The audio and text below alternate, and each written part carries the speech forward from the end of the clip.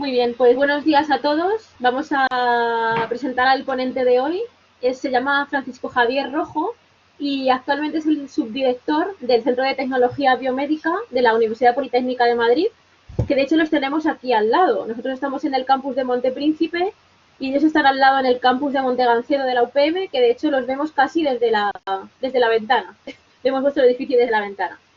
Así que nada, Fran, como no hemos podido hacer una visita este año al CTB por las circunstancias que estamos viviendo, pues nos va a explicar un poco pues cuáles son las líneas de investigación que hay en el CTB, qué laboratorios hay, y luego pues a modo caso de ejemplo o caso de estudio, pues nos va a contar un poco más en detalle a qué se dedica el laboratorio del que él es el investigador principal, que es el laboratorio de biomateriales y medicina regenerativa. Así que nada, muchísimas gracias, Fran, por haberte prestado a este atraco de dar la charla online y nada, cuando quieras.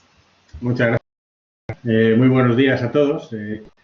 Efectivamente, en general todos los años organizamos una visita de supuestos compañeros de años previos al Centro de Tecnología Biomédica y bueno, pues como en estas condiciones no se puede hacer, pues hemos planteado la charla pues básicamente como una especie de simulacro virtual, donde, bueno, pues claro, tiene la desventaja de que no estáis presencialmente en el centro, no vais a ver los equipos en directo, haré fotos y demás, y lo más importante es que, pues cuando os cuente un poco brevemente lo que se hace en algunos laboratorios, pues lo malo es que os lo voy a contar yo y no los propios investigadores de esos laboratorios, con lo cual, pues evidentemente se va a perder información y demás, pero bueno, a ver si hay alguna otra oportunidad en la que podáis visitar el centro, ¿no?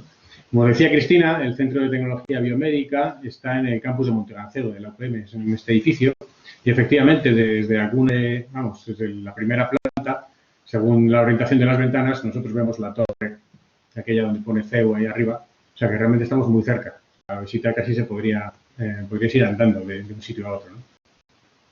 Entonces, bueno, por comenzar, con un poco lo que es el centro. El centro se crea en 2008, oficialmente. Hasta el año 2011 no se termina el edificio que os he mostrado y más o menos ahí es cuando ya pues empieza a arrancar la velocidad, ¿no? Y la idea del centro es, pues la misión del centro, la visión que se tiene cuando se crea este centro, es un centro de investigación que pertenece a la Universidad Politécnica de Madrid, que se crea con el objetivo de un primer objetivo de juntar en un mismo sitio a todos los grupos de investigación que ya llevaban muchos años dedicándose a temas de investigación biomédica, ¿no? Pues eso, a utilizar conceptos de ingeniería en medicina y en el mundo de la salud.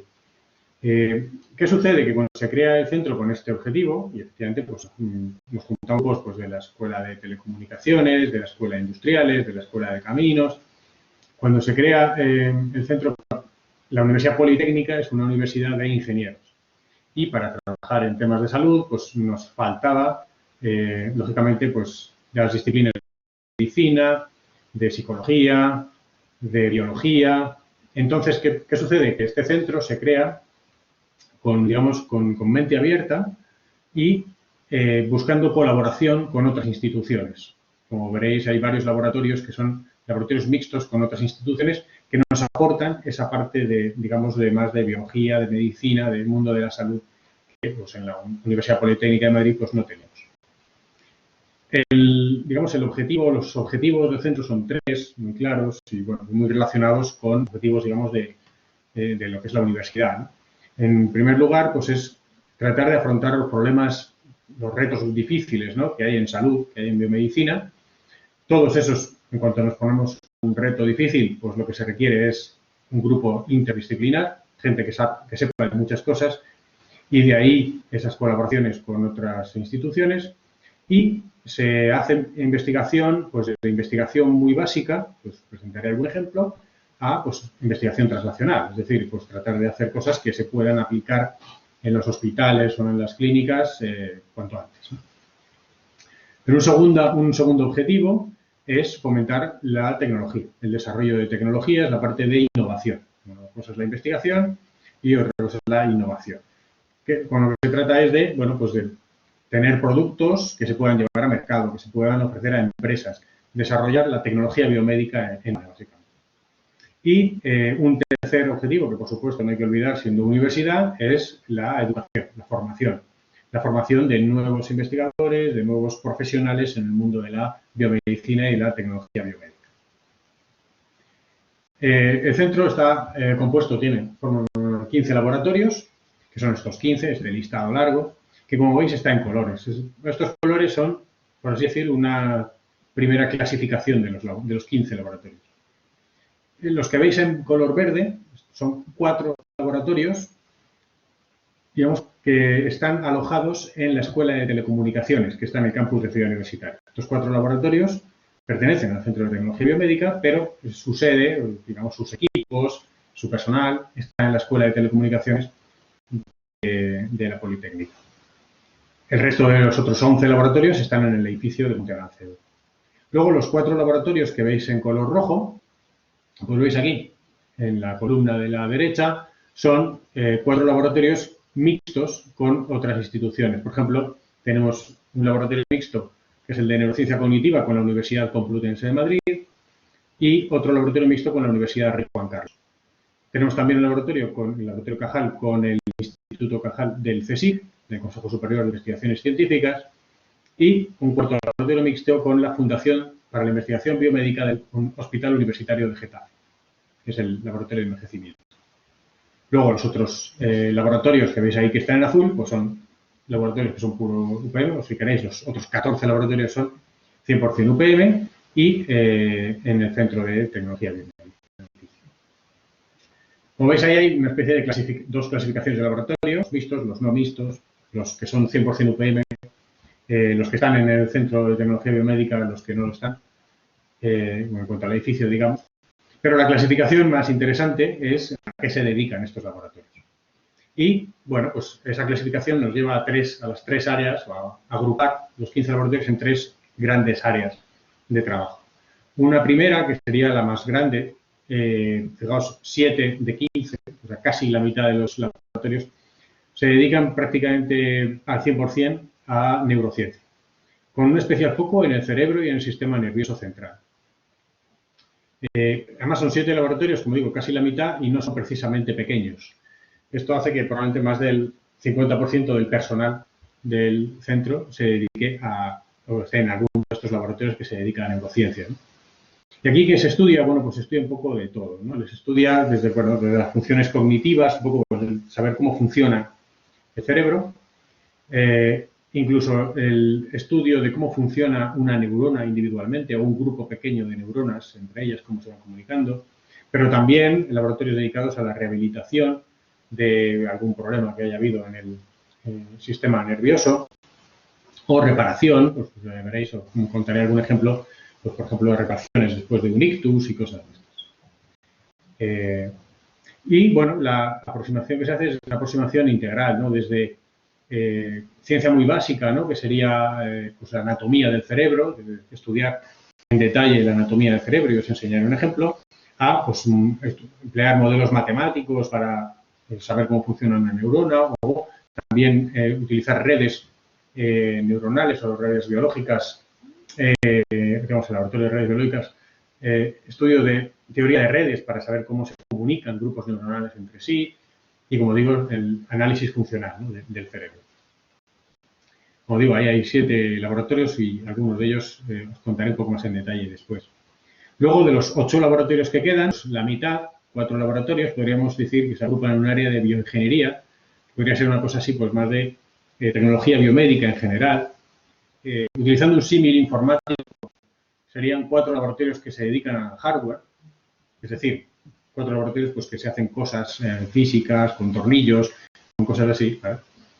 Que con, básicamente, aplicaciones ingenieriles a sistemas biológicos, es decir, al mundo de la salud. Ejemplos de estos, pues, aplicaciones en ingeniería regenerativa, que vemos porque justo el laboratorio del que formo parte. Biosensores, por ejemplo, también hay 2 laboratorios que se dedican fundamentalmente a biosensores.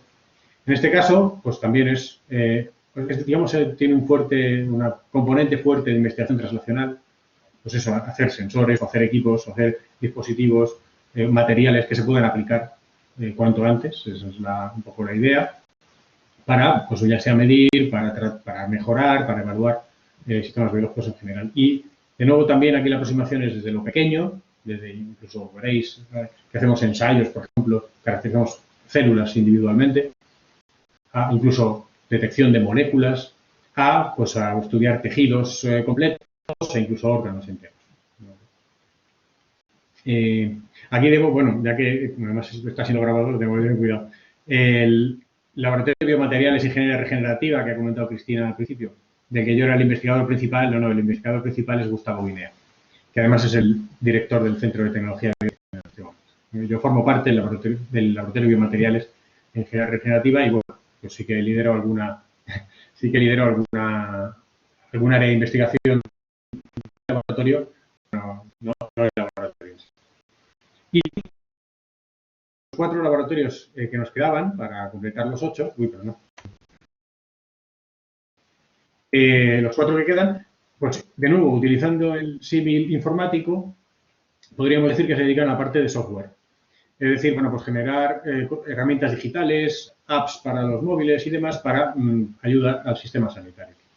Pues medicina personalizada, telemedicina, estudiar en el laboratorio que tenemos dedicado al envejecimiento, pues eso, envejecimiento saludable. Primero os comentaré algunos ejemplos. Básicamente estudiamos un laboratorio dedicado al estudio de datos, digamos, a minería de datos, análisis de imagen y demás para utilizar, básicamente para ayudar a los médicos o al sistema de salud a hacer su trabajo. Bueno, lo primero en el CTB, pues lo más importante, las personas que trabajan allí. Tenemos equipos y, digamos, aparatos muy chulos, que es una pena que eso, como digo, no podéis ver en directo, pero no sirve para nada si no hay gente detrás que trabaje con ellos y que sepa qué es lo que está haciendo, ¿no?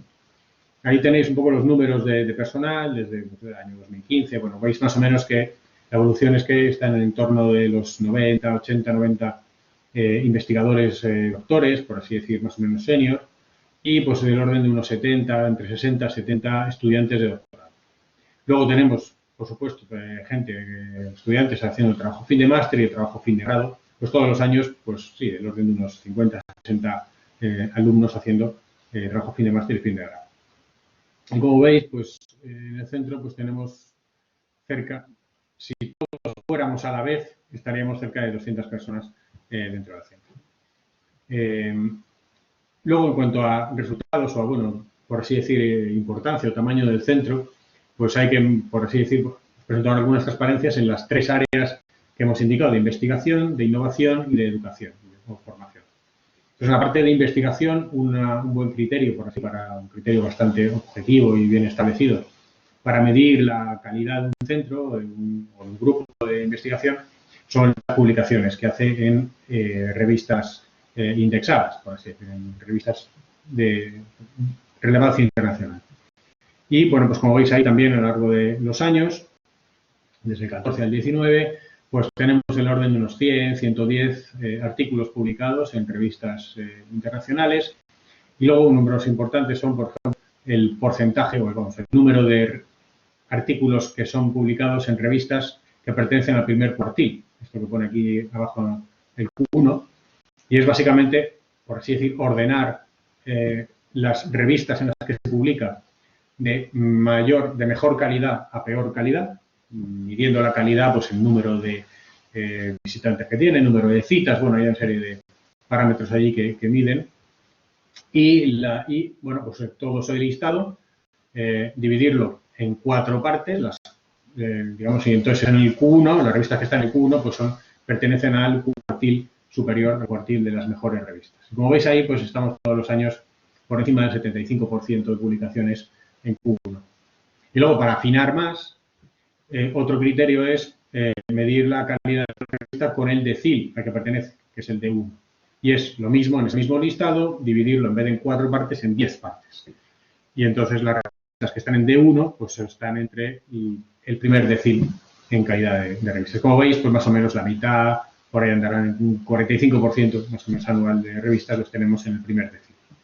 Eso más o menos indica una calidad bastante buena de las publicaciones que se hacen y, por lo tanto, de la parte de investigación básica que se hace en el centro. La segunda rama, digamos, de trabajo es la parte de innovación. Y, bueno, pues en cuestión de innovación, también unos números pueden ser interesantes. Son empresas que se han generado en el centro y que son 7 hasta el momento. Han surgido 7 spin-offs de este centro, pues todas están activas, pues de diferentes laboratorios. Algunos, está por ejemplo, Ramojo Bienes del laboratorio de biomateriales, que es el mío, pero bueno, pues sería Neuma Research del laboratorio de neurología experimental, este laboratorio de tecnología óptica y fotónica. Bueno, en general, pues hay como 4 o 5 laboratorios que han generado empresas, digamos, que están con la idea de comercializar o de poder conseguir inversiones para poder sacar productos al mercado. También otra forma de medir la calidad de la innovación es en las patentes, ¿no? Pues hasta el momento hay 28 patentes conocidas en el centro. Por supuesto, este listado no es para que lo leáis, es muy prolijo. Pues bueno, aquí tenemos las patentes. Quizá no sé si estarán en las 28 o puede haber alguna, ¿no? Pero bueno, en general se generan, pues eso, unas cuantas patentes anuales. Estamos hablando que esto se ha hecho en unos 10 años, digamos. Y la tercera rama de actividad, el tercer grupo de actividad es el de formación, el de educación. Quizá, bueno, siendo un centro de investigación, aunque es en parte algunas clases de máster, algunas clases prácticas en algún grado, pues la formación fundamental que se hace en el centro es la de doctorado, lógicamente, la tesis doctoral. Y, bueno, pues como veis aquí, más o menos en torno de las 10 tesis anuales son las que terminan en el centro. Que más o menos, bueno, pues teniendo en cuenta las 10, sí, depende del año, 10, 15, pues teniendo en cuenta que tenemos unos 50, 60 alumnos de doctorado, pues eso, que tardan 3, 4 años en hacer su tesis, que es más o menos lo razonable. Y bueno, todo eso se consigue mediante, bueno, con dinero, evidentemente, y bueno, pues aparte de todo, digamos, por supuesto, lo que es el edificio, pagar el agua, la luz, etcétera, etcétera, los sueldos del personal de las distintas instituciones, normalmente la UPM, el sueldo de los profesores, de los investigadores, pero también el sueldo de los miembros del CSIC, de la Complutense, de la Rey Juan Carlos, que lo pagan cada una de esas instituciones, digamos, que es dinero dedicado a contratar personal, pues por ejemplo, a contratar estudiantes de doctorado, a contratar personal investigador, a contratar técnicos de laboratorio. También es dinero destinado a comprar equipos, a mantener esos equipos o a material fungible y demás. Es decir, este dinero, estos ingresos son puramente para investigación, dedicados puramente a investigación. Bueno, como veis aquí, pues también a lo largo de los años, pues tenemos del orden de unos 60, 70 proyectos anuales, más o menos, algún año alguno más, algún año alguno menos, de los cuales más o menos 2/3 son proyectos nacionales, ya sea de plan nacional o de algún otro tipo de convocatoria de la Comunidad de Madrid o cosas así, y 1/3 de proyectos internacionales. Y los ingresos anuales, pues tenéis ahí, pues igual, más o menos son una cosa razonablemente estable entre los 2 y los 3 millones de euros al año. Como digo, dinero destinado puramente a investigación. Y ahora, pues paso a, esto sería una presentación general del centro, y ahora si estuviéramos en el centro, pues iríamos visitando diferentes laboratorios. Entonces ahora, bueno, pues paso a contaros un poco brevemente algunos de los laboratorios que visitaríamos. Uno de ellos seguramente sería el laboratorio Cajal de circuitos corticales, que es un laboratorio mixto con el CSIC y que, fijaos, es sede de uno de los subproyectos del Human Brain Project. Esto del Human Brain Project es un gran proyecto a nivel europeo, estamos hablando de 1.200 millones de euros, para 10 años, para el estudio del cerebro, poder tratar de entender cómo funciona el cerebro, incluso aplicar esos conocimientos a, pues básicamente a redes informáticas, ¿no? A tratar de, pues eso, a conexiones, a nodos informáticos y cosas así. Bien, el primer subproyecto, el número 1, vamos en orden, por así decir, es el estudio de la anatomía en detalle del cerebro, y concretamente del cerebro de la posibilidad. Entonces, bueno, pues este subproyecto se está realizando en el Centro de Tecnología Biomédica. Lo realiza este laboratorio, como digo, el laboratorio mixto, y el IP es Javier de Felipe, el investigador principal. Y aquí lo que realizan es pues eso, el estudio muy en detalle de la anatomía del cerebro. Y para eso se utilizan dos técnicas fundamentalmente, microscopía óptica y microscopía electrónica. Por un lado, en esta transparencia os enseño la parte de microscopía óptica, ¿no? Y, por supuesto, microscopía óptica, lo más avanzado que hay hoy por hoy en el mundo, ¿no? Para estudiar este tipo de cosas, que es la microscopía confocal. Y, de hecho, fijaos aquí en esta imagen, esto es una neurona de las que llaman piramidal. Y fijaos que se ve muy verde. ¿Por qué? Porque han sido capaces en este laboratorio, son capaces de hacer inyección intracelular, es decir, son capaces de hacerle una inyección a esa neurona, inyectarle un motivo fluorescente y con ese motivo fluorescente luego, digamos, se ve así de bonita y así de clara en el microscopio confocal. Esto, aquí veis una imagen en el plano, pero lo bueno de la microscopía confocal es que te da una imagen tridimensional de la neurona. Es decir, esto, la verdad es que lo digo a veces en las presentaciones, debería pedirles a estos del laboratorio que me pasen más imágenes y seguramente tendrán algún GIF en el que esto se mueva y se ve que es 3D, ¿no? Pero más allá, incluso en este laboratorio son capaces no solamente de ver la neurona y las dendritas que veis por ahí, sino la resolución son capaces de ver estos especie de pelitos que se ven en esta dendrita, que aquí son verdes, aquí rojos, aquí son de dos colores. Estas son las espinas que tienen a su vez esas dendritas, que es justo en las espinas donde se realiza la conexión sináptica. Como veis aquí, bueno, pues se ven las espinas individualmente. Es más, se ven en distintos colores porque son capaces de detectar, de diferenciar un tipo de espinas de otras. Espinas que emiten señal, espinas que reciben señal. ¿De acuerdo? O sea que, bueno, se llega a un nivel de resolución muy detallado. Con esto, pues lo que se estudia es, pues esto, la distribución, la morfología, la cantidad de espinas, cuántas hay, en diferentes áreas del cerebro, para diferentes especies. Ya os he dicho, en este proyecto se estudia cerebro de ratón, pero por supuesto en este laboratorio se estudian cerebros humanos, cerebros de otros animales, incluso el cerebro de una jirafa que les mandaron desde Kenia, como cosa exótica. Y bueno, pues ven diferencias, ¿no?, entre unas cosas, entre unos cerebros y otros. Y una segunda herramienta que utilizan en este laboratorio es la microscopía electrónica. Tenemos un microscopio electrónico de barrido, Scanning Electron Microscope, que tiene incorporado, por así decir, un haz de iones, un Focused Ion Beam, que es el FIB. De manera que el equipo se llama FIB-SEM. La idea, o el momento de esto es, por supuesto, tratar el tejido adecuadamente, que eso es lo que saben hacer bien en este laboratorio, y luego se observa con microscopía electrónica de barrido una capa de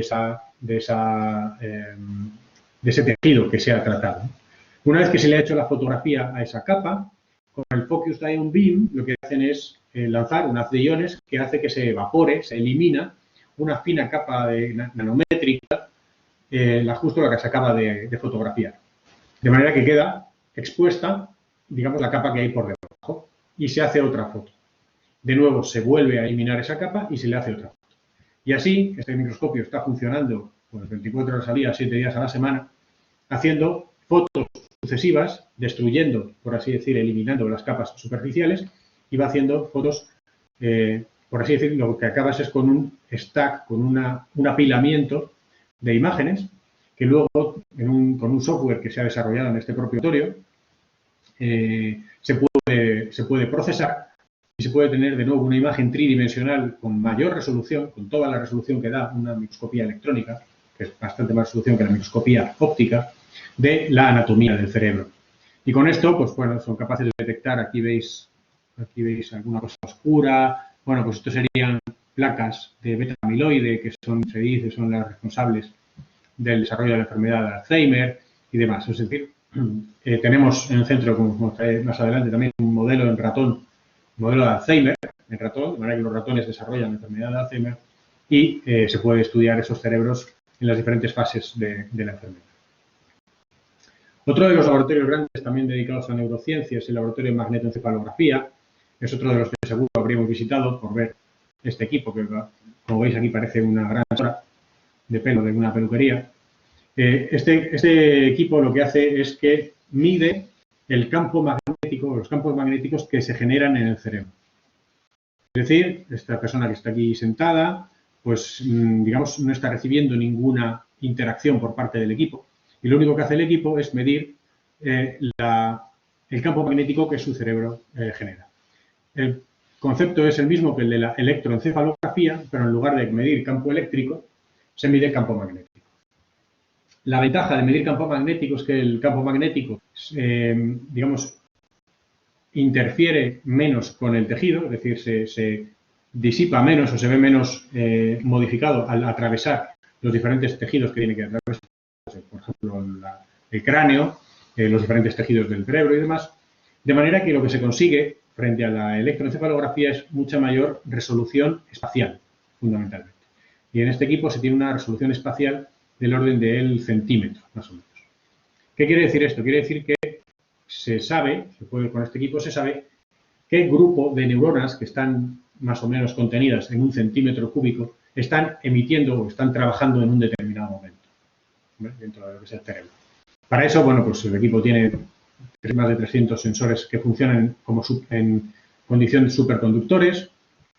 Para ello, y por eso esto es tan grande, esto de aquí arriba, que es donde están estos sensores, tienen que estar refrigerados en helio líquido, lo cual pues, es carísimo de mantener y demás, pero bueno, es realmente muy interesante y lógicamente, pues este laboratorio que tiene un equipo, pues yo diría casi que el 50% de ingenieros para ser capaces pues, de mantener todo esto y de procesar luego esta señal, una señal de 306 sensores que si la vierais, no he puesto aquí ninguna imagen, pero bueno, si la vierais, ahí no ve nadie nada más que ruido.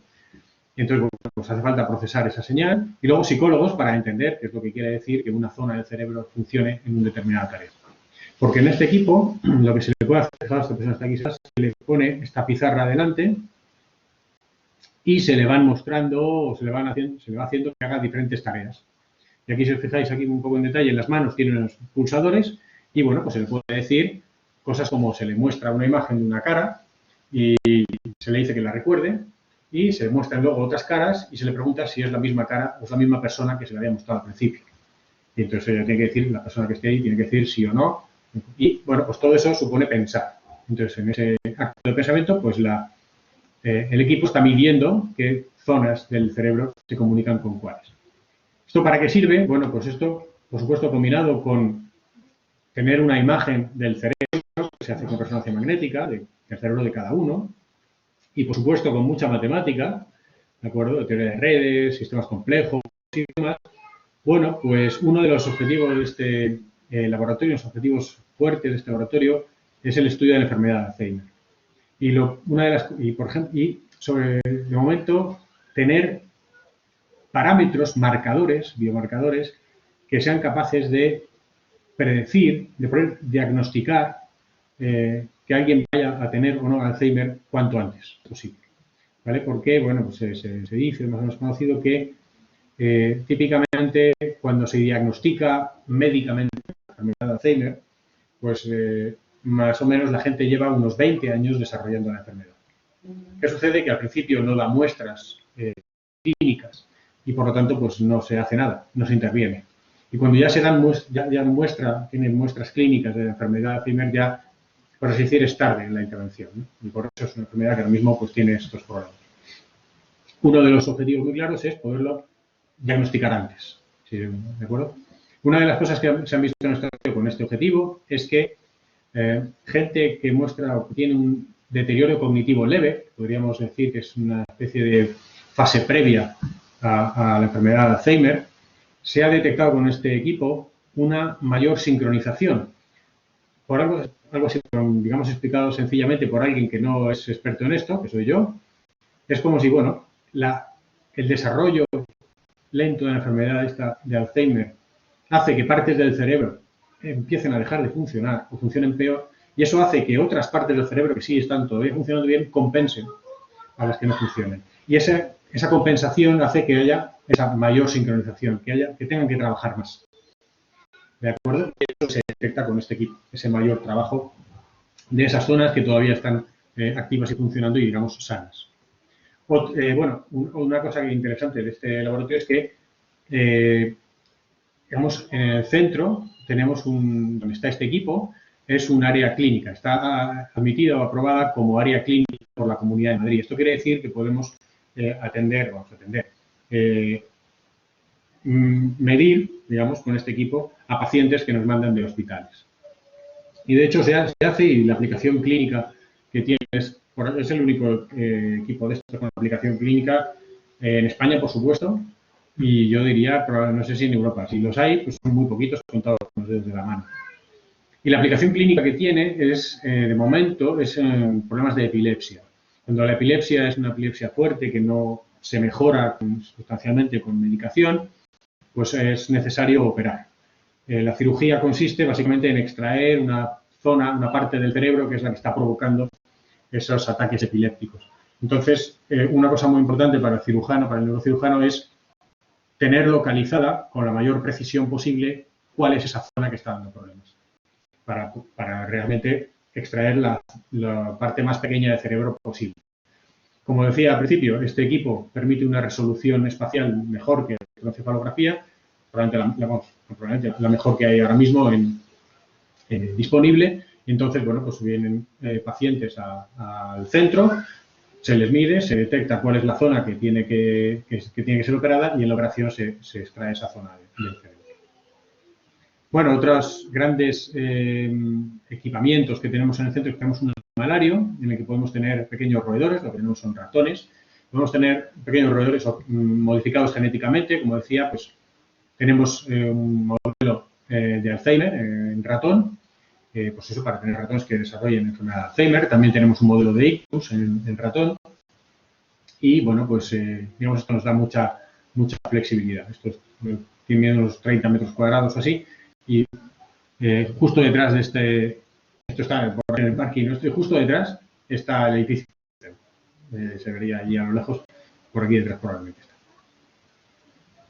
Otros laboratorios que se dedican a neurociencia, ya un poco más rápido, pues tenemos un laboratorio de procesado de la voz, que a partir de la voz, de nuevo, lo que se trata es de obtener marcadores para detectar cuanto antes Alzheimer, enfermedades de Parkinson, es decir, problemas cognitivos lo antes posible y de una forma totalmente no invasiva, porque en este caso simplemente se le diría a la persona que pues básicamente que hable, y en función de los parámetros de esa voz se pueden detectar diferentes problemas cognitivos.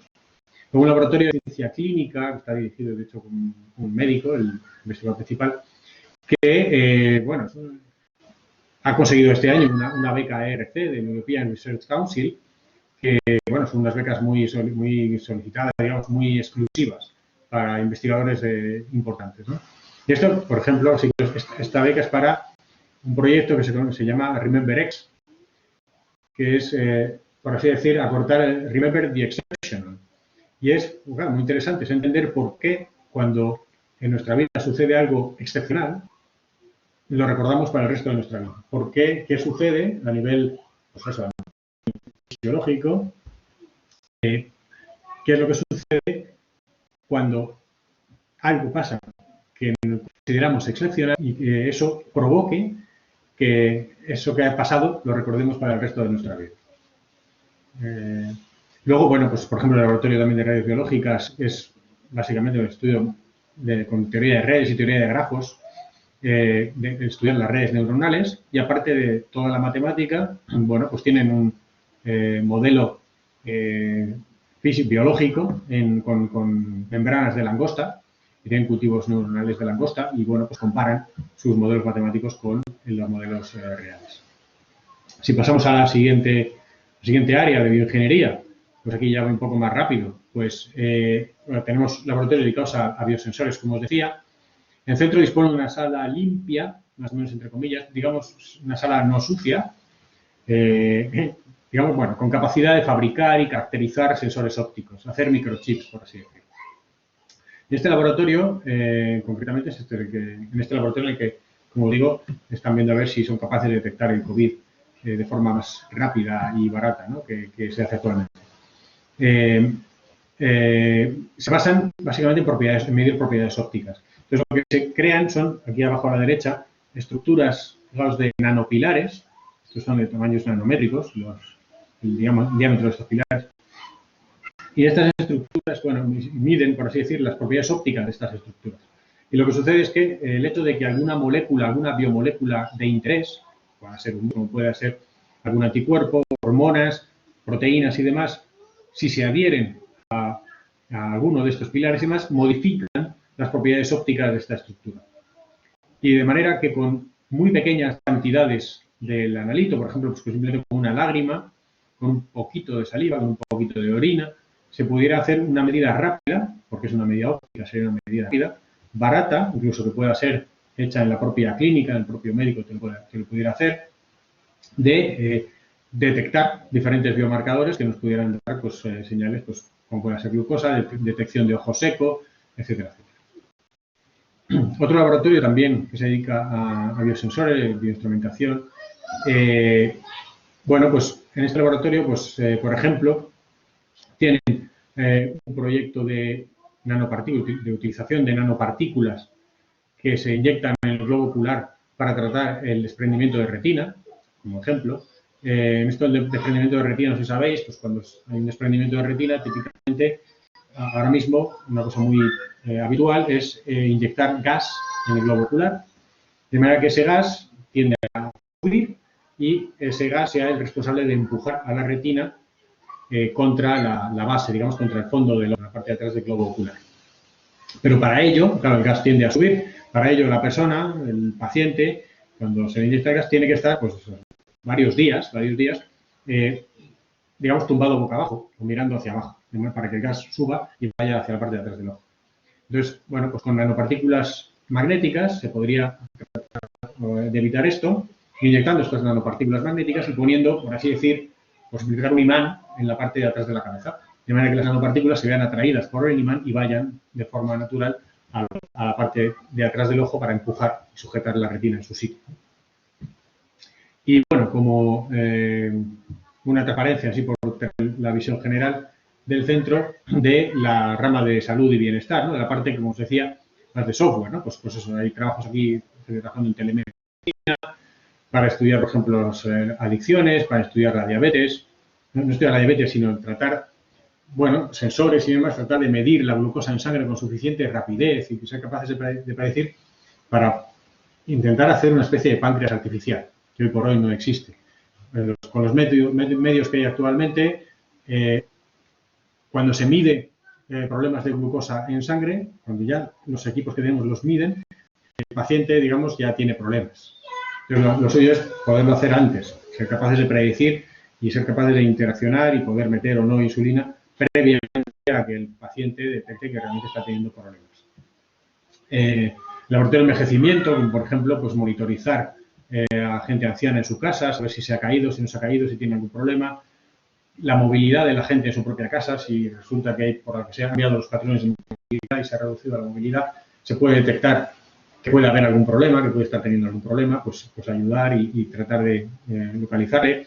O diseñar, por ejemplo, apps para el móvil, pues que sea, o sea, diseños centrados en el usuario. Si se diseña una app de telemedicina para el envejecimiento, pues sea una aplicación que sea fácil de usar para gente mayor que no está acostumbrada a utilizar mucho el teléfono móvil. Y luego, pues como decía, el laboratorio que tenemos de minería de datos o análisis de imagen, ¿no? Pues el procesado de datos, por ejemplo, forma parte del mayor proyecto europeo ahora mismo para el tratamiento de datos en medicina, ¿vale? El Big Medlytics se llama el proyecto, por si lo queréis ver en la Unión Europea, ¿no? Pues este laboratorio forma parte de ese proyecto. Bueno, como vista general del centro, como os digo, con el problema de que al no haberlo visitado no os han contado las cosas de cada laboratorio, las personas que saben de ello, que os lo he tenido que contar yo, bueno, pues más o menos es una primera, ¿no? Si ahora mismo estuviéramos visitando el centro, pues en algún momento también visitaríais el laboratorio de biomateriales e ingeniería regenerativa y pues ahí sí es posible, probable que yo mismo fuera el que os contara un poco el laboratorio. Entonces aquí pues puedo dedicarle un poco más de tiempo y con un pelín más de conocimiento. Este laboratorio de biomateriales e ingeniería regenerativa surge y todos los profesores formamos parte del Departamento de Ciencia de Materiales de la Escuela de Caminos, Canales y Puertos. Y de hecho, pues algunos somos ingenieros de caminos que nos hemos dedicado ahora a tratar temas de medicina, ¿no? ¿Cómo se llega a eso? Pues se llega a que, bueno, pues en el Departamento de Ciencia de Materiales está especializado en la caracterización de materiales. Y un grupo de ese departamento, que somos nosotros, nos especializamos a caracterizar materiales biológicos. Entonces, bueno, pues surge un poco de ahí que sería esta primera parte de caracterización de materiales biológicos, el interés, y ya ahora os comentaré un poquito, sobre todo con la seda de araña, empezó la cosa. Luego también estudiamos, caracterizamos vasos sanguíneos, arterias, venas y demás, tendones, pericardio, en fin, en general, la mayor parte han sido materiales biológicos blandos, ¿no? Flexibles, por así decirlo. Bueno, el estudio en detalle de algunos de estos materiales nos lleva a dedicarnos a empezar a ponernos también a trabajar en la producción de biomateriales, concretamente basados en fibroína de seda. ¿De acuerdo? Ya sea en formato fibra, en formatos de gel, fieltros, films, etc.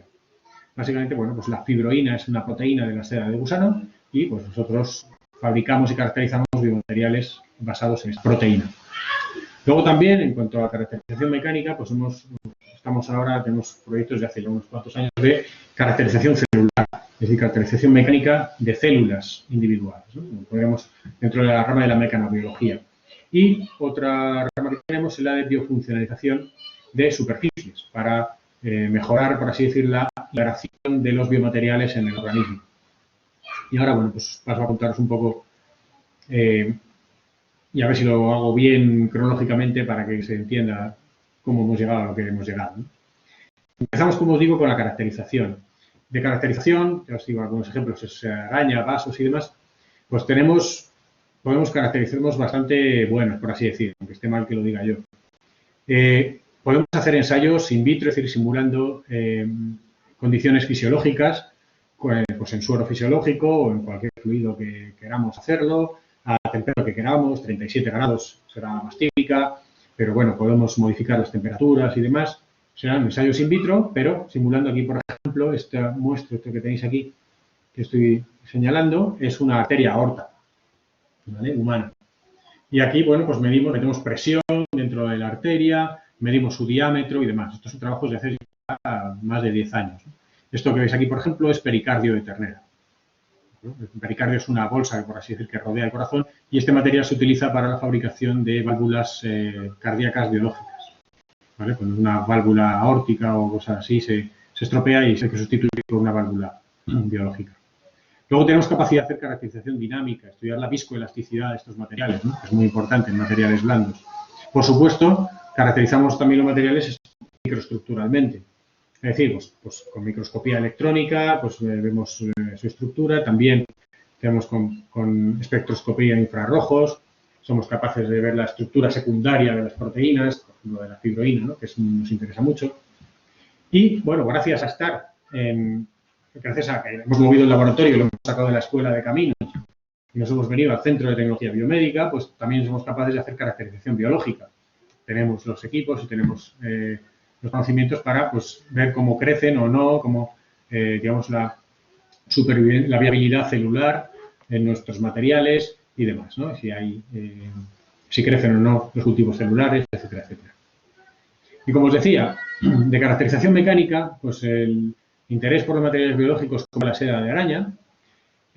Aquí tenéis un poco las propiedades. A lo mejor habéis oído hablar algo de la seda de araña. Se dice, no digo que sea que más resistente que el acero, pues es más resistente que muchos aceros, es tan resistente como otros aceros. Se suele decir incluso que es el material más resistente, eso es mentira. Las fibras de Kevlar resisten más tensión que las fibras de araña, por ejemplo. Pero lo que sí es el número uno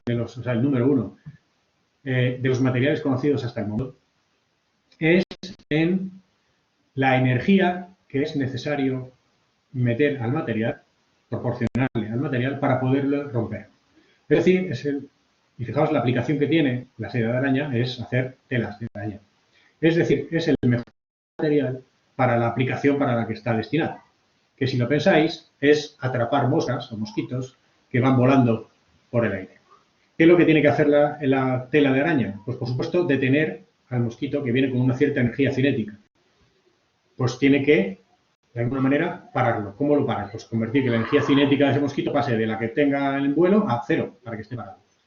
Pero cuidado, ese material no solamente, por supuesto, no tiene que romperse en el proceso, porque si se rompe el mosquito atraviesa la tela y no sirve. No tiene que romper, pero tampoco me serviría un material que toda esa energía cinética que se ha pasado del mosquito al material, el material lo devuelva. Es decir, un material elástico que devolviera un muelle, por así decir, lo que haría sería, pararía el mosquito, pero el mosquito rebotaría y saldría volando en sentido contrario. Eso tampoco es válido. Lo que tiene que hacer el material es disipar esa energía, consumirla, gastarla, sin romperse. Bueno, pues en eso, y cuanta más energía, mejor, más grandes y más rápidos serán los bichos que puedas cazar, si fueras una rana. Entonces, este material es básicamente el mejor conocido hasta el momento para hacer eso, el que mayor energía de fractura tiene. ¿Qué sucede? ¿Cuál es el problema de este material? Como veis aquí en este grupo de curvas amarillas, pues que si a la araña coges un hilo de una seda de araña y lo ensayas mecánicamente, fijaos una curva de tensión de formación, bueno, pues tiene mucha variabilidad. Claro, la araña pues hace un poco lo que quiere y cada hilo pues tiene unas propiedades diferentes y es muy complicado de estudiar. ¿Qué se hizo en este laboratorio hace ya muchos años? Fijaos, 2005, hace 15 ya de este artículo. ¿Qué se consiguió? Se consiguió ver por qué era variable estas propiedades y conseguir evitar esa variabilidad, conseguir reducirla.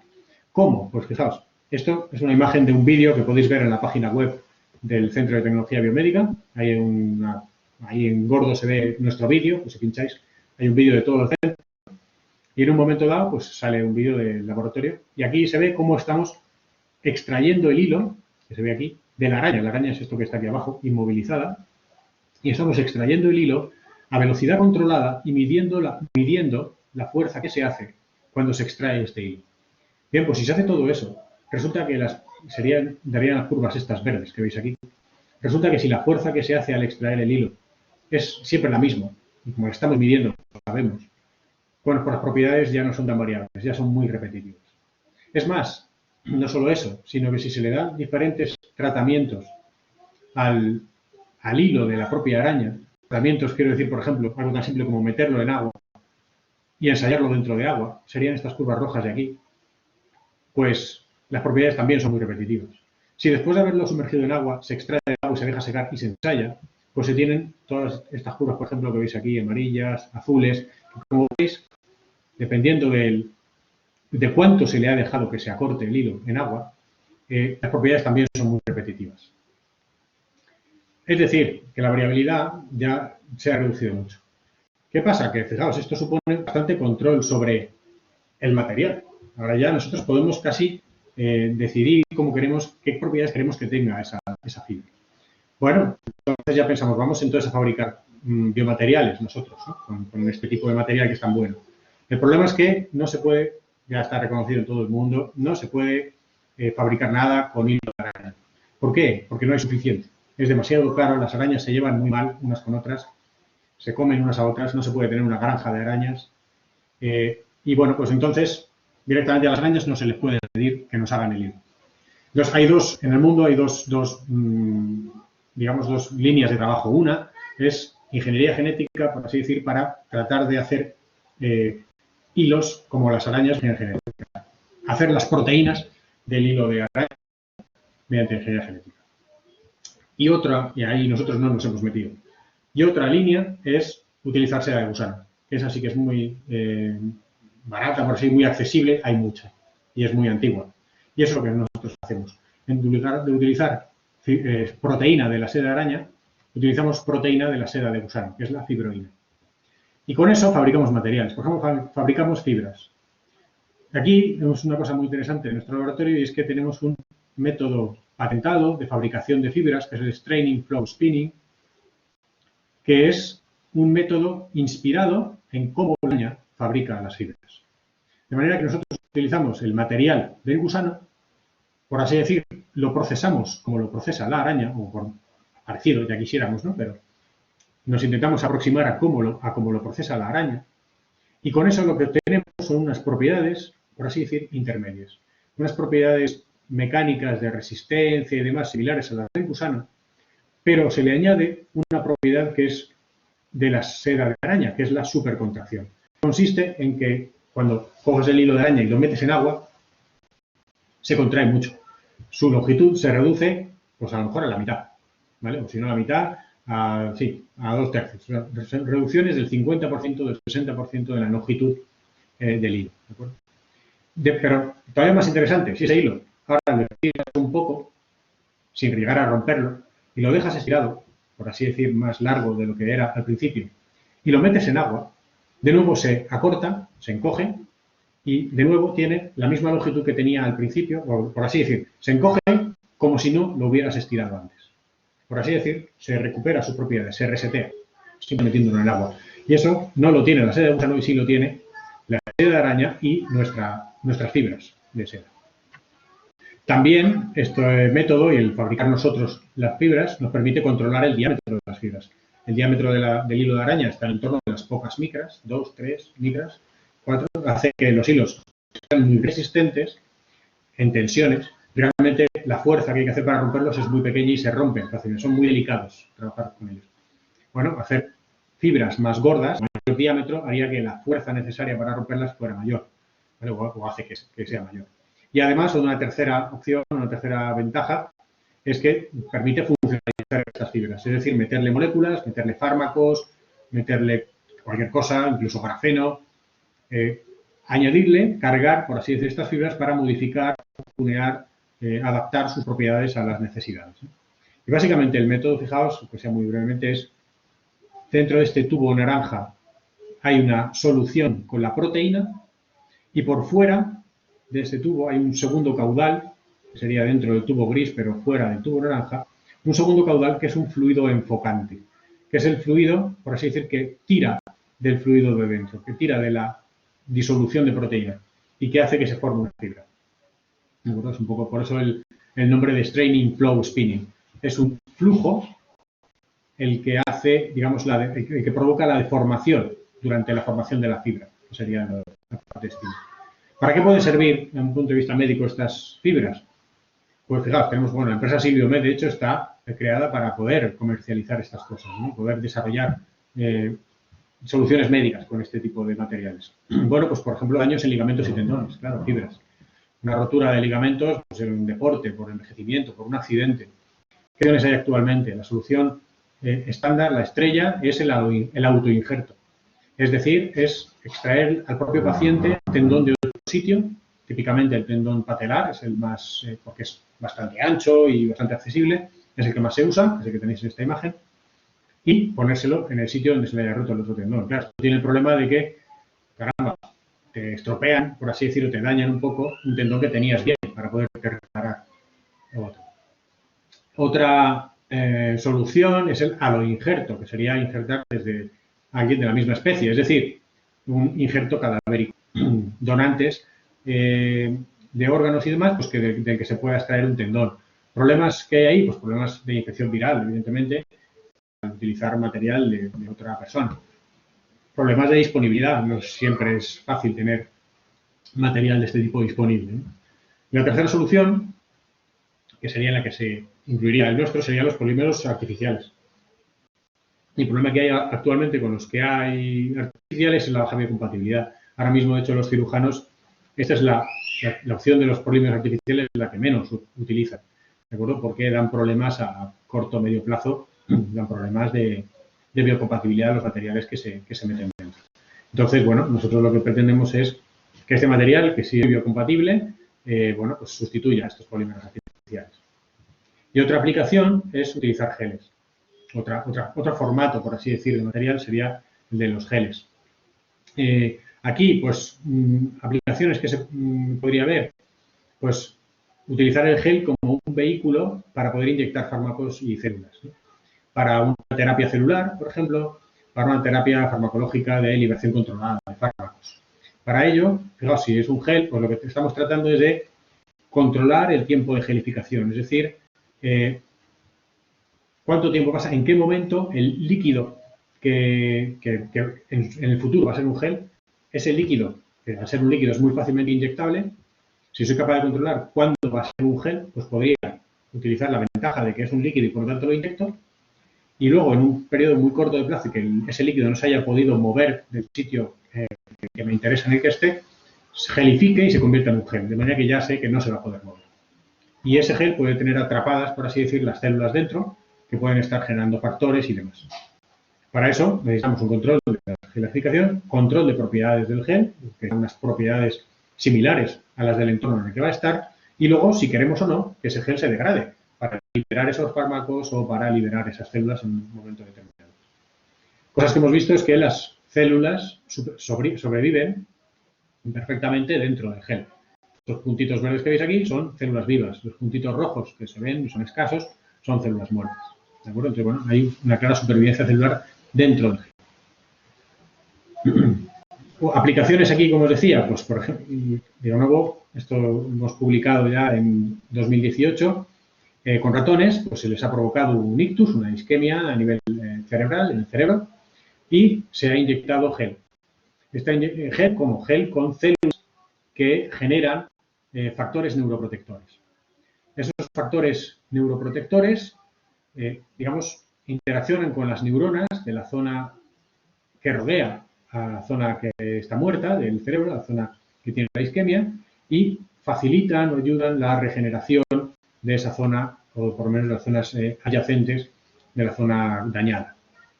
Y esto lo hemos visto, por supuesto, en ratones, que se ha encontrado una mejora significativa en el comportamiento del ratón. A los ratones se les pone a andar sobre una rejilla, de manera que tienen que ir con cierta habilidad para no tropezarse, y se mide el número de tropiezos que tiene mientras va andando por esa rejilla. Entonces tenéis aquí el punto del baseline, que es con el ratón perfectamente sano antes de hacerle nada.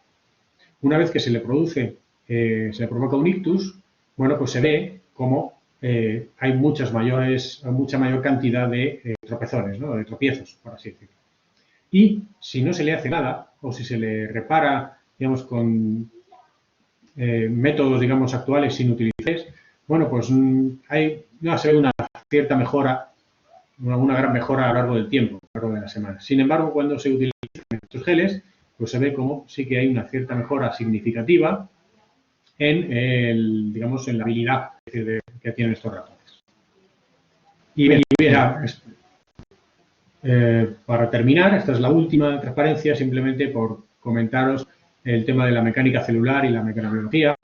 Bueno, pues hacemos ensayos en células individuales. Los hacemos tanto con el microscopio de fuerza atómica, que, bueno, que tenéis aquí, que, bueno, básicamente, fijaos, una célula mide del orden de algunas micras, pues eso, 3 micras, 4 micras, o cosas así, y el microscopio de fuerza atómica tiene resoluciones del orden del nanómetro. Por lo tanto, para un microscopio de fuerza atómica, una célula es una cosa grande, ¿de acuerdo? Y con un microscopio de fuerza atómica pueden ensayar, digamos, y se ensayan pinchando, conceptualmente es como pinchar la membrana celular, y medir, por así decir, la fuerza que estás haciendo cuando estás pinchando la membrana celular en diferentes zonas de la célula. Serían una especie de ensayos locales en diferentes zonas de la célula. Y un ensayo global de la célula lo realizamos con aspiración con micropipeta. Que eso, bueno, pues se ve muy clarito en este vídeo, donde lo que tenéis aquí es una célula. Esto de la derecha es un tubo, una micropipeta, que como veis tiene un diámetro algo inferior al diámetro de la célula. De manera que, pues básicamente, pues, como una aspiradora, teniendo dentro del tubo menor presión que fuera del tubo, pues básicamente lo que haces es aspirar la célula. En función de esa diferencia de presiones, pues se ve y en función, pues eso, de la velocidad, como veis aquí, a la que entra la célula y la depresión necesaria para que entre, bueno, pues eso te da idea de las propiedades mecánicas que tiene esa célula. Tanto la rigidez de la célula como la viscosidad que tiene esa célula. Y como ejemplo, pues tenéis aquí una publicación también del año 2019, se ha detectado también con ratones, se han estudiado linfocitos, o sea, glóbulos blancos de ratón, y se ha visto cómo, a medida que los ratones envejecen, esos linfocitos cada vez van siendo más rígidos. Esto se ha hecho medido con AFM y medido con una micropipeta. Y, bueno, pues esto puede también un poco explicar el deterioro, ¿no?, del sistema inmunológico, del sistema inmune, con la edad. Al ser más rígidos, pues tienen menos capacidad, pues tanto de deformarse para llegar a sitios recónditos donde se pueden haber metido los enemigos, por así decir, del cuerpo, como también mayor dificultad pues, para fagocitar, por ejemplo, esos elementos.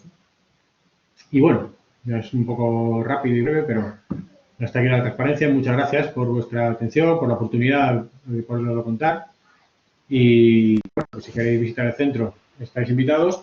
Y aquí os muestro, ya os han puesto en el chat la página web, efectivamente, del centro, ctb.pone.es. Pero estamos muy activos también en el blog, ahí ponemos noticias continuamente, las noticias que van surgiendo del centro, en Twitter, seguidnos y así os vamos informando de las noticias que van surgiendo. Y son todos relacionados con Twitter, Facebook, Instagram, son todo noticias relacionadas con el... Así que muchas gracias. Voy a poner la cámara otra vez, que ya es quizá menos importante que se me oiga. Pues muchísimas gracias. La verdad es que ha sido súper interesante porque has hecho un recorrido por un montón de temas que yo creo que pueden ser interesantes para nuestros alumnos, sobre todo cuando están pensando de qué quiero hacer mi trabajo fin de grado, voy a hacer un máster, cuál es el área que más me motiva, que más me interesa, o quiero hacer una tesis, por dónde tiro, ¿no? Entonces, pues yo creo que ha sido muy interesante ese paseo virtual, aunque haya tenido que ser virtual este año. No sé si habrá preguntas, chicos, si tenéis preguntas podéis ir haciéndolas en el chat, ¿vale? Mientras se animan o no se animan a hacer alguna pregunta, yo tengo un par que aprovecho ya que tengo el micro y te las hago. ¿Aprovecháis bien el hecho de tener, es decir, de ser un centro con muchos laboratorios? Es decir, ¿hay mucha colaboración intralaboratorios? Porque es una ventaja, porque muchas veces estás colaborando con alguien que está en Lisboa, o que está en Finlandia, o que está en Roma, pero ahí tenéis muchísimos científicos en muy poco espacio y con muy buena logística, por así decir. Entonces, ¿cómo lleváis el tema de las colaboraciones intracentro? Pues la verdad es que muy bien. Esto, fíjate, el centro, como digo, se crea en 2008, en 2011 nos empezamos a mover. Bueno, pues realmente hasta 2012, 2013 no nos empezamos a hablar unos a otros casi, por así decirlo, para hacer la broma. Pero, pues eso, en 10 años, menos de 10 años, las colaboraciones son enormes. Por ejemplo, la que más conozco es la nuestra.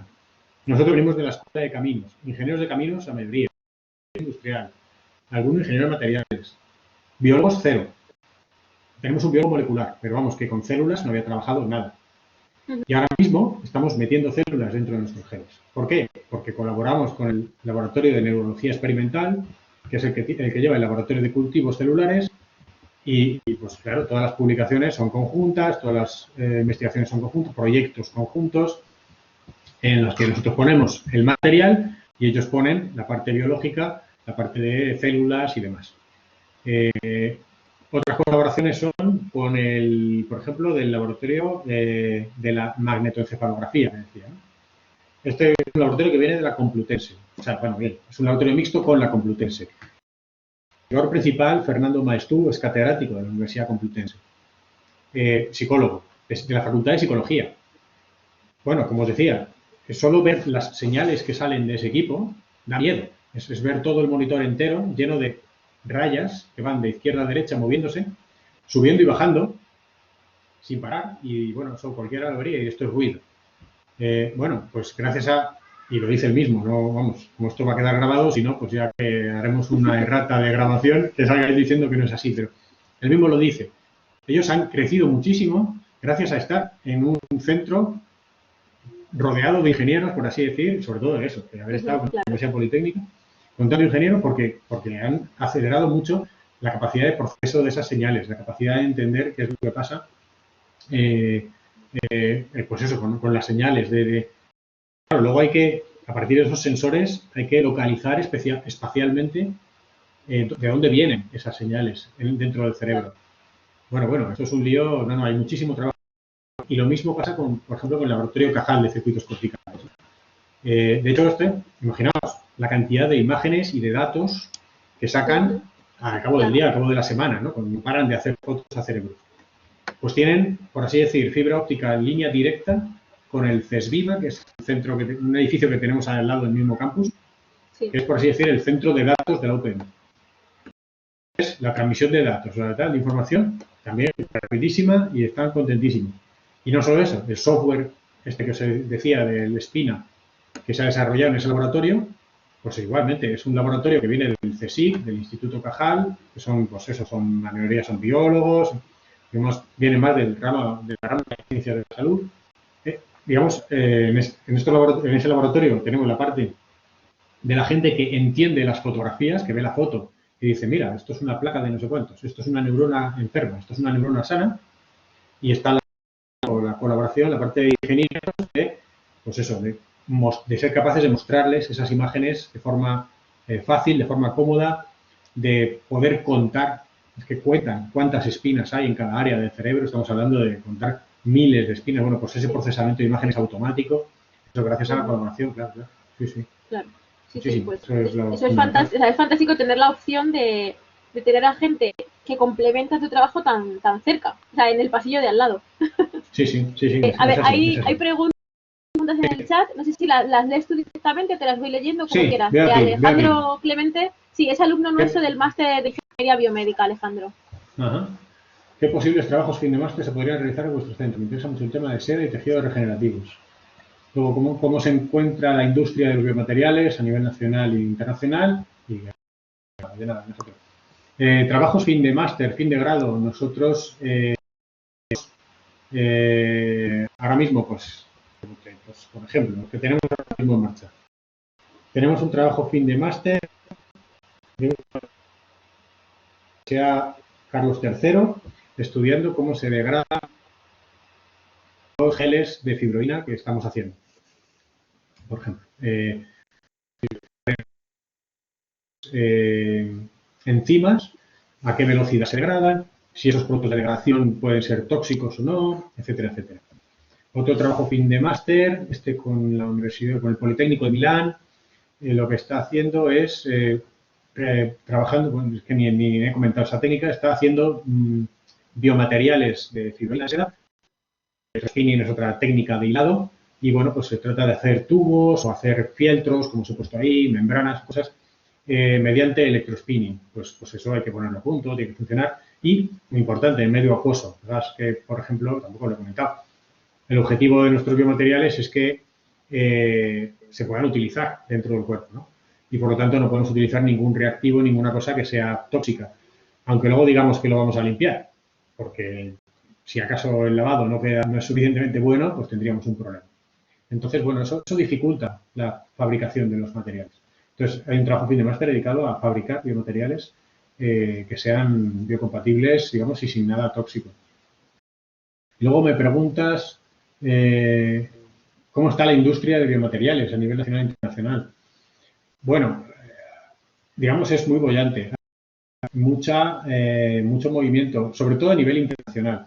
Es verdad que a nivel nacional, la mayor parte de las empresas dedicadas a biomateriales lo que tienen aquí son comerciales. Yo, la mayor parte de la gente que trabaja en empresas así, pues al final, si son ingenieros o médicos y demás, pero casi que trabajan de comerciales. No hay demasiado desarrollo, ¿no?, de biomateriales en España. Pero bueno, yo, por ejemplo, hay alguna empresa alemana que tiene sede aquí, como Braun, tiene sede en Cataluña y, digamos, hacen trabajos aquí, proyectos de investigación también. Y bueno, pues lo que sí que es verdad que es un mundo en el que hay que cerrarse a irte fuera, al mundo internacional, que sea una temporada. Y luego vienes aquí, implantas aquí la empresa en España, por ejemplo, o cosas así. Pero es verdad que aquí estamos un poco verdes todavía. Yo te diría, empresa de biomateriales sí, Biomet, es la nuestra, ¿no?, de nuestro laboratorio, pero claro, es un spin-off, digamos, nosotros lo que tratamos es simplemente de poder, pues eso, un poco sacar, es una especie como de escaparate, ¿no?, para poder productos, para que la gente lo vea, para que las empresas a lo mejor más grandes digan, oye, este producto me interesa, pues vamos a ayudarlos a desarrollarlo, ese tipo de cosas, ¿no? Pero bueno, son intentos pequeños. Empresas grandes aquí, en fin, está difícil. Pero bueno, ya te digo, hay algunas sedes sí que hay, en España. O sea que es un tema, si te interesa, por supuesto, es un tema muy bonito. Y lo que sigue es un tema, digamos, yo creo, también aquí en estas cosas, con ilusión y demás, es el futuro. Es como la tercera revolución industrial, ¿no? La primera fue la del acero, en el siglo XIX, y ahora estamos en plena revolución digital, Pero la siguiente es la revolución biológica. Y es poder manejar, o sea, todo lo que seríamos capaces de hacer, sobre todo en el tema de la salud, si fuéramos capaces de decirle a las células lo que tienen que hacer. Básicamente, eso sería, eso es a lo que se tiende y ese es el objetivo. Y para eso, pues hay que tener a las células vivas, hay que tenerlas contentas, y ahí entran los biomateriales. No sé si te he respondido más o menos a... Supongo que sí, y la que pregunta. conteste en el chat si está por ahí. Vale, genial. Entonces, o sea, yo supongo que si algún alumno está interesado en conoceros un poco más en profundidad, una vez que se normalice la situación, sí que pueden ir a haceros una visita, contactar con vosotros para Sí, empaparse un poco podemos más de lo empezar. que hacéis, ¿no? No sé, ahí a nivel, fíjate, yo ahí las pegas, no sé si pegas, ¿eh? La duda la tengo no a nivel del centro, sino a nivel digamos, de lo que es la UPM, ¿no? Que ahora no, o sea, que nos piden convenio con la universidad, o sea, cosas ya de nivel más alto, nivel superior al nuestro, del rectorado de la UPM y del CEU, pues, que tenga que haber un convenio, un acuerdo marco, dentro del cual se pueda un alumno vuestro venir a nuestro centro. Pero bueno, eso, no sé, por nuestra parte, voluntad total. Vale. Lo hemos tenido en el pasado y no tendríamos problema en tenerlo en el futuro. Lo que no sé es ya a nivel administrativo, qué es lo que hay que hacer. Sí, el nivel Exactamente. burocrático ya es otra cosa. Es otra cosa y si hay que moverlo, pues pronto, porque a lo mejor a veces se retrasa mucho. Exactamente. A nivel burocrático, por lo menos por nuestra parte, para hacer prácticas curriculares en empresas sí que es imprescindible el convenio. Para hacer un trabajo fin de grado, fin de máster, para que no haría falta el convenio. Puede haber un codirector de fuera sin ningún tipo de problema y no haría, por nuestra parte. Vale. Y yo ya no me acuerdo si, por ejemplo, en el caso de Susana, al final se llegara a firmar algo, no sé. No, creo que no. Simplemente la defensa fue luego a puerta cerrada porque había temas de confidencialidad de por medio, pero no hubo un convenio como tal. Sí, no hubo un convenio como tal. Eso es. La puerta cerrada también, aunque hubiera sido una alumna de la UPM. Claro, sí, exactamente. O sea, eso era independiente, sí. Sí, pero no había convenio como tal. Sí, okay. No sé si hay más dudas en el chat. Bueno, yo tenía otra duda, un poco más técnica.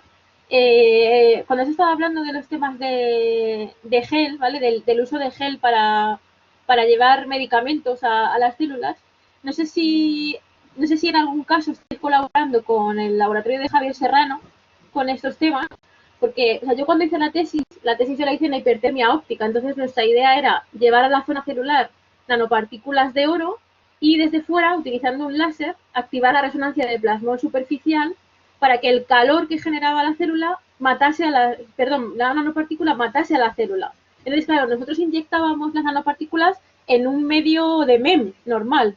¿Qué pasa? Que había muchísima dispersión de nanopartículas. Entonces, no sé si quizá que el medio conductor de las nanopartículas fuesen esos geles que vosotros desarrolláis, no pudiera ser quizá un punto más para tener bien controlada la zona en la que están presentes las partículas. Entonces, no sé si habéis hablado de eso en alguna ocasión o habéis pensado si puede ser útil. Pues claro, esa es la aplicación. O sea, justo, gracias, porque es justo una de las grandes ventajas, digamos, de utilizar los geles, ¿no? En este tipo de terapias, ya sea de partículas, ya sea de células, pues hay dos opciones, o las metes en medio líquido o las metes en medio sólido. Si las metes en medio sólido, sabes que va a estar donde las has dejado, pero tienes que abrir. Eso es. Si las metes en medio líquido, las puedes inyectar con una aguja y, bueno, el daño, digamos, es más somero, es mucho menor. Pero claro, al ser medio líquido, pues lo que os pasaba a vosotros, ¿no? Que se dispersan y se pierde mucha efectividad, más allá de que pudiera incluso ser tóxico en otras zonas del organismo, ¿no? Determinadas cosas. Lo que nosotros pretendemos es inyectar un líquido que se convierte en un sólido, y de manera de tener las dos ventajas en una, ¿no? Pues de hecho con Javier no hemos hablado de esto. La verdad es que el laboratorio de Javier está haciendo muchas cosas. He comentado brevemente lo de las nanopartículas en el ojo, pero vamos, están haciendo cosas de medir, por ejemplo, también de forma objetiva si alguien es capaz de oír o no, es decir, la capacidad auditiva. Hoy por hoy, pues eso, te dice el médico, si oye algo, levante la mano. Pero claro, a un bebé, por ejemplo, no se lo puedes hacer.